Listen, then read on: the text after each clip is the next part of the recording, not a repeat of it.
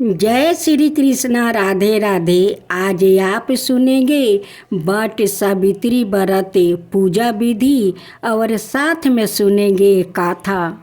इस दिन सुबह जल्दी उठकर स्नान कर ले। इसके बाद साफ कपड़े पहनकर पूरा श्रृंगार करे। पूजा की पूरी सामग्री लेकर वट वृक्ष के नीचे जाए।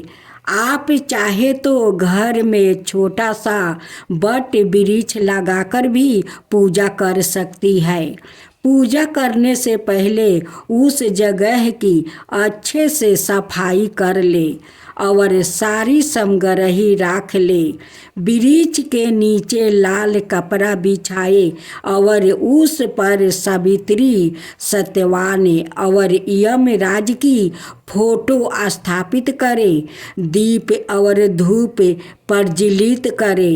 फल फूल, रोली, मोली, सिंदूर, चना आदि चीज़ें अर्पित करे। पूजा करने के बाद बांस के पंखे से उनकी हवा करे। इसके बाद बरगद के पेड़ पर लाल कलावा बांधते हुए 5, 7, 11 या 21 बार परिक्रमा करे। परिक्रमा लगाने के बाद गाथा पढ़े और वृक्ष की जड़ पर जल अर्पित करे। इसके बाद के पंखे से पति को हवा करे। फिर पति के हाथ से पानी पीकर व्रत खोले। पूजा के बचे चने प्रसाद के तैर पर सभी को बांट दे और सास ससुर का आशीर्वाद प्राप्ति करे। अब वट सावित्री का गाथा। स्कंद पुराण में देवी सावित्री के पति सत्यवान की मृत्यु हो जाने पर सावित्री द्वारा पति के प्राण वापस लाने की गाथा का जिक्र वट सावित्री व्रत गाथा में किया गया है।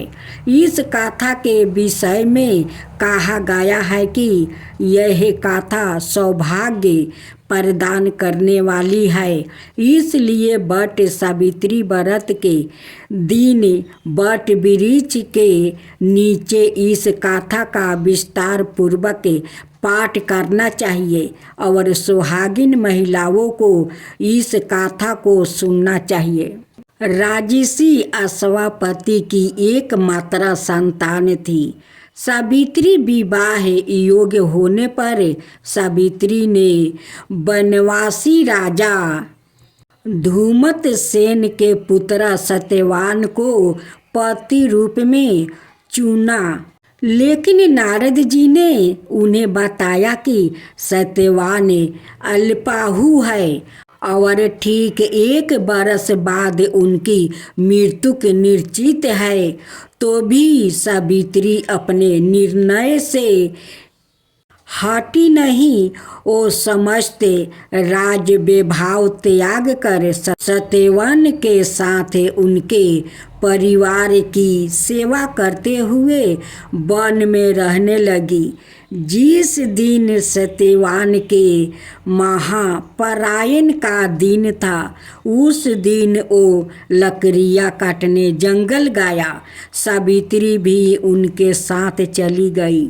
लकड़ी काटते काटते अचानक से सत्यवान के सिर में दर्द होने लगा।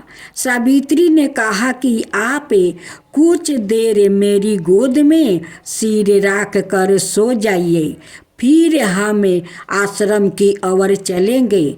सावित्री वट वृक्ष के नीचे बैठ गई और सत्यवान उनकी गोद में सिर रख कर लेट गया। तभी सावित्री ने देखा कि सांवले पिंगल वर्ण वाले किरीटधारी काले वस्तु पहने हुए साक्षात सूर्य के समान उदित हुए पुरुष उनके सामने खड़े हैं। सावित्री ने उन्हें प्रणाम किया और उनसे पूछा कि आप कौन है। इस पर यमराज ने कहा कि मैं सब प्राणियों के लिए भयंकर और कर्मों अनुसार उनका उचित दंड देने वाला यम हूँ। सो हे पतिव्रता सावित्री, गोद में पड़े हुए तुम्हारे पति की आहु समाप्त हो गई है, इसलिए मैं उन्हें लेने आया हूँ। ऐसा कहकर यमराज ने सत्यवान के शरीर से अंगुष्ठा मात्रा शरीर वाले जीवन आत्मा को बलपूर्वक निकाल लिया और यमपुरी की ओर चलना शुरू किया। सावित्री भी यम के पीछे पीछे चलने लगी। यमराज ने सावित्री से कहा कि कोई भी जीव बिना आहु समाप्त हुए यम मार्ग से नहीं जा सकता है, इसलिए तुम लौट जाओ। सावित्री ने यमराज से कहा कि आप जैसे सज्जन पुरुष के साथ मैं चल रही हूँ। मेरे पति आपके साथ है तो मुझे आपके साथ चलने में कोई शर्म और गलनियाँ नहीं हो रही है। दूसरी बात, स्त्रियों के लिए इस पृथ्वी लोक में पति को छोड़कर कोई अन्य स्थान नहीं है, इसलिए मैं आपका अनुगमन कर रही हूँ। सावित्री की मधुर बातें सुनकर यम ने कहा कि मैं तुम्हारी बातों से प्रसन्न हूँ, इसलिए तुम्हें 3 वरदान देता हूँ। तुम्हारी जो इच्छा हो सो वर मांग लो। सावित्री ने तब यमराज से अपना खोया हुआ राज्य, सास ससुर के आँखों की रोशनी और सत्यवान से अपने 100 पुत्र के होने का वरदान मांग लिया। तत्काल ही यमराज ने तथास्तु कह दिया। अब यमराज को लगा कि अब सत्यवान को यम लोग ले जा पाना संभव नहीं और इस कारण अपने वरदान के जाल में फंस कर यमराज ने सत्यवान की आत्मा को मुक्ति कर दिया और सावित्री को लौटा दिया। सावित्री पति के साथ अपने आश्रम लौट आई। सावित्री ने अमावस्या का व्रत किया, जिसके प्रभाव से सास ससुर की आँखों की रोशनी लौट आई। इनका राज्य विकसित हो गया और 100 पुत्र रत्न प्राप्ति हुआ। आज आप सुनेंगे सोमवती अमावस्या की पूजा विधि। सुबह मौन रहकर किसी भी पवित्र नदी में स्नान करें, इससे पितरों को भी शांति मिलती है। सूर्या और तुलसी को जल अर्पित करके गायत्री मंत्र का उच्चारण करें। तुलसी की 108 बार परिक्रमा करे। शिव की प्रतिमा पर जल चढ़ाए। गाय को दही चावल खिलाए। हो सके तो पूरा दिन मौन व्रत धारण रखे। पीपल के पेड़ के पास जाए, वहाँ पास में ही तुलसी भी रखे। उस पर दूध दही रोली चंदन अक्षत फूल माला हल्दी काला तिल चढ़ाए। पान हल्दी की गांठ ओ धान को पान पर राख कर तुलसी को चढ़ाए। पीपल के पेड़ के चारों ओर 108 बार धागा लपेटते हुए परिक्रमा करे। इस दिन कुछ सामान के साथ भी परिक्रमा की जाती है, जैसे बिंदी, टॉफी, चूड़ी, मेहंदी, 20 कट आदि। आप कुछ भी सामान 108 बार लेकर 108 बार पीपल की परिक्रमा करे। फिर उस सामान को विवाहित कन्याओं को बांट दे। घर में रुद्राभिषेक करवाए। पूरी, खीर, आलू की सब्जी बनाकर पहले पितरों को अर्पण करे, फिर खुद ग्रहण करे। कपड़े, अन्न, मिठाई का दान करे। अब आप सुने सोमवती अमावस्या की कथा। सोमवती अमावस्या से संबंधित अनेक कथाएं प्रचलित है। परंपरा है कि सोमवती अमावस्या के दिन इन कथाओं को विधि पूर्वक सुना जाता है। एक गरीब ब्राह्मण परिवार था जिसमें पति पत्नी के अलावा एक पुत्री भी थी। पुत्री धीरे धीरे बड़ी होने लगी। उस लड़की में समय के साथ सभी स्त्रियों गुणों का विकास हो रहा था। लड़की सुंदर और संस्कारित और गुणवान भी थी, लेकिन गरीब होने के कारण उसका विवाह नहीं हो पा रहा था।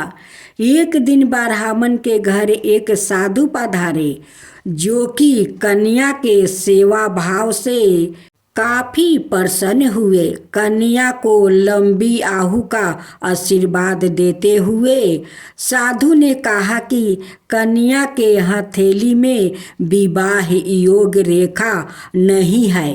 ब्राह्मण चंपित ने साधु से उपाय पूछा कि कन्या ऐसा क्या करे कि उसके हाथ में विवाह योग बन जाए।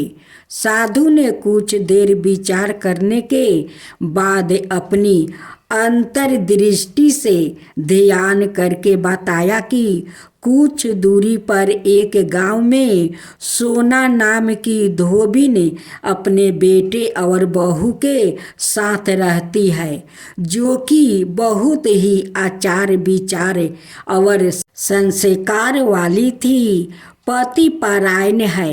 यदि यह कन्या उसकी सेवा करे और वो महिला इसकी शादी में अपने मांग का सिंदूर लगा दे, उसके बाद इस कन्या का विवाह हो जाए, इस कन्या का वैवाहिक योग मिट सकता है। साधु ने यह भी बताया कि वो महिला कहीं आती जाती नहीं है। यह बात सुनकर ब्राह्मणी ने अपनी बेटी से धोबिन की सेवा करने की बात कही। कन्या सुबह ही उठकर सोना धोबिन के घर जाकर सफाई और अन्य सारे काम करके अपने घर आपस आ जाती है। सोना धोबिन अपनी बहू से पूछती है कि तुम तो सुबह सुबह उठकर सारे काम कर लेती हो और पता भी नहीं चलता। बहू ने कहा कि माँ जी, मैंने तो सोचा कि आप ही सुबह उठकर सारा काम खुद ही खत्म कर लेती हो। मैं तो देर से उठती हूँ। इस पर दोनों सास बहू निगरानी करने लगी कि कौन है जो सुबह ही घर का सारा काम करके वो चली जाती है। कई दिनों के बाद धोबिन ने देखा कि ये कन्या अंधेरे में मुंह ढाक कर घर में आती है और सारा काम करने के बाद चली जाती है। जब वो जाने लगी तो सोना धोबिन उसके पैरों पर गिर पड़ी। पूछने लगी कि आप कौन है और इस तरह छुप कर मेरे घर की सारे काम क्यों करती है। तब कन्या ने साधु द्वारा कही गई सारी बात बताई। सोना धोबिन पति परायण थी, उसमें तेज था, वो तैयार हो गई। सोना धोबिन के पति थोड़ा अवस्था थे, उसमें अपनी बहू से अपने लौट आने तक घर पर ही रहने को कहा। सोना धोबिन ने जैसे ही अपने मांग का सिंदूर कन्या की मांग में लगाई, उसके पति मर गया। उसे इस बात का पता चल गया। वो घर से निर्जला ही चली थी, यह सोच कर कि रास्ते में कहीं पीपल का पेड़ मिलेगा तो उसे भौंरी देकर और उसकी परिक्रमा करके ही जल ग्रहण करेगी। उस दिन सोमवती अमावस्या थी। ब्राह्मण के घर मिले पुए पकवान की जगह है उसने ईंट के टुकड़ों से 108 बार भौरी देकर 108 बार पीपल के पेड़ की परिक्रमा की और उसके बाद जल ग्रहण किया। ऐसे करते ही उसके पति के मुर्दा शरीर में जान आने लगा। इसके बाद वो सुखी जीवन जीने लगी। सोमवार का दिन होने के कारण शिवलिंग का भी अभिषेक करे और ओम नमः शिवाय मंत्र का निरंतर जप करते रहे। इस बीच मंत्र से भोलेनाथ शीघ्र प्रसन्न हो जाते हैं और साधक की सभी मनोकामना पूर्ण कर देते हैं। इसके साथ साथ पितरों की चालीसा आदि का पाठ करें। दुर्गा जी की आरती। जय अम्बे गौरी मैया जैसा माँ गौरी बरमानी रुद्रानी तुम कमला रानी तुमको निस दिन धावत हरि बरमा शिव जी आगम निगम बाखानी तुम शिव पटरानी।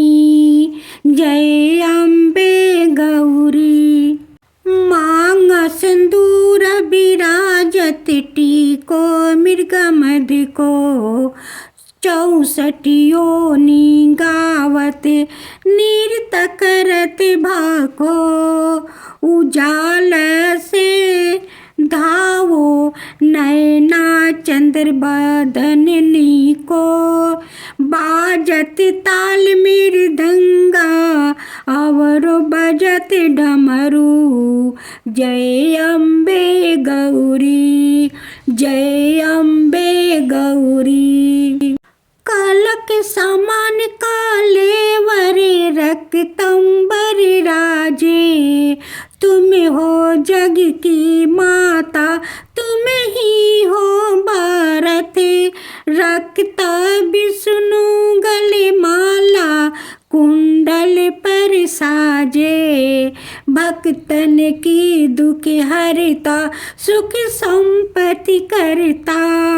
जय अम्बे गौरी जय अम्बे गौरी केहिरी बाहन राजते खरंग खपर धारी बूंजा चारयति शोभत बर मुर्दा धारी सुर नर मुनि जन सेवके तिनके दुखिहारी मनोबचित फल पावत सेवक नर नारी। जय अम्बे गौरी जय अम्बे गौरी कोटिक चंदन दिवाकर समिराजत ज्योति साल के तुके राजति कोटि रतन ज्योति। जय अम्बे गौरी जय अम्बे गौरी शुभ निशुभ बीदार महिषासुर घाती माँ अम्बे जी की आरती जो कोई नर गावे जो कोई नर गावे धूर्मा बिलोचन नैना निस दिन मदिमाती कहत शिवानंद स्वामी सुख संपत्ति पावे। जय अम्बे गौरी जय अम्बे गौरी